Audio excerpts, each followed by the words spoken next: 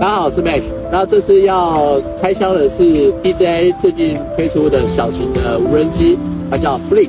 那比较特殊，它跟以前的空拍机不一样的地方，它是采用下折式的收纳的方式。那其实它可以让这个空拍机它的携带变得比较方便。然后在使用的时候，你也只需要把旋翼张开，它就会自动开启电源，然后就可以随时准备起飞。那控制的方式，除了像是以前的遥控器，或者是用手机直接控制之外，它另外还增加了可以直接从手上直接起飞，直接就可以自动跟着你拍摄。那这3种方式都可以让你很方便的记录生活。